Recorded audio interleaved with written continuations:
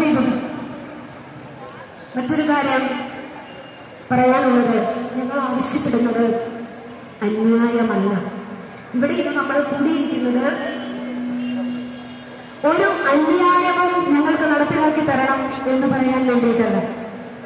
ഭരണഘടന ഉറപ്പു നൽകുന്ന മൗലിക അവകാശത്തിന്റെ സംരക്ഷണത്തിന് വേണ്ടിയിട്ടും അത് ലംഘിക്കപ്പെടുമ്പോഴുണ്ടാകുന്ന ഭരണഘടനയുടെ മുഖം വികൃതമാകുന്നത് നമ്മളെയും മറ്റുള്ളവരെയും അവബോധത്തിലേക്ക് നയിക്കുവാൻ വേണ്ടിയാണ് നമ്മളിവിടെ കൂടിയിരിക്കുന്നത്.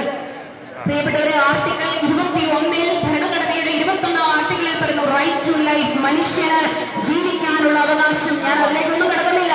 ഇതിനകത്ത് മറ്റൊരു കാര്യമുണ്ട്, റൈറ്റ് ടു ബി ഹേർഡ്. ഒരു വ്യക്തിക്ക് പറയാനുള്ളത് കേൾക്കാതെ അവരെ ഒരു തരത്തിലും ആർക്കും അറസ്റ്റ് ചെയ്യാൻ അവകാശമില്ല.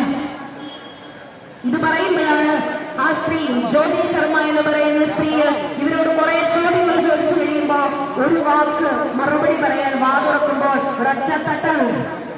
അതിന്റെ മലയാള പരിവർത്തനം വന്നു, നിന്റെ മുഖം ഞാൻ അടിച്ചു പൊളിക്കട്ടെ, വാതുറക്കരുത്. ഇത് നമുക്കൊരു മുന്നറിയിപ്പാണ്. ഇന്നിവിടെ കൂടിയിരിക്കുന്ന ഒരാളും ഞാൻ വിചാരിക്കുന്നില്ല ഒരു സന്യാസിനിക്ക് എന്തെങ്കിലും പറ്റിയാൽ സന്യാസിനി നോക്കിപ്പോഴും, ഒരു പുരോഹിതന് എന്തെങ്കിലും പറ്റിയാൽ അത് പുരോഹിതന് നോക്കിപ്പോഴും. പക്ഷെ അമ്മമാർക്ക് എന്തെങ്കിലും പറ്റിയാൽ അതിനകത്ത് അച്ഛന്മാരും സിസ്റ്റേഴ്സും ഉണ്ടാകണം എന്നുള്ളൊരു ചിന്തയോടുകൂടി നിൽക്കുന്ന ആരും ഇവിടെയില്ല എന്ന് ഞാൻ കരുതുകയാണ്. അതിന് ഉത്തമ ഉദാഹരണമാണ് ഈ വെയിലിട്ട തലകളേക്കാൾ അധികം കാണുന്നത് വെയിലിടാത്ത തലകളാണ്.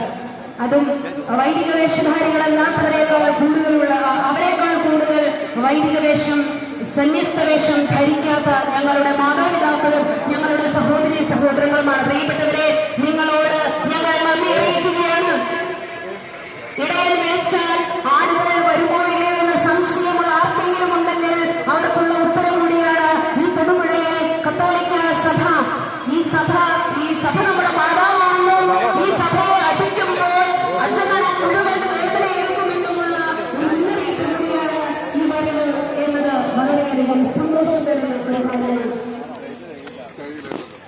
ഈ ആർട്ടിക്കിൾ വിദേശികളിൽ നിന്ന് വിളിച്ച് നമുക്ക് സിസ്റ്റേഴ്സ് വിശദീകരണം നൽകാൻ വായ തുറക്കാൻ അനുവദിക്കാത്തതിന്റെ പ്രതിഷേധം കൂടിയായിട്ടാണ് നമ്മളിവിടെ വായ മൂടിക്കെട്ടി. ഇന്ന് നമ്മളുടെ ഓരോരുത്തരുടെയും ഒരു പൗരന്റെ വായ മൂടിക്കെട്ടി നിൽക്കേണ്ട അവസ്ഥയുണ്ടാകുമ്പോൾ അത് ന്യായമായ അവകാശങ്ങൾക്ക് വേണ്ടിയിട്ടാണെങ്കിൽ അത് ഭരണഘടനയുടെ വായ മൂടിക്കെട്ടുന്ന ഒരു വലിയ അപകടം.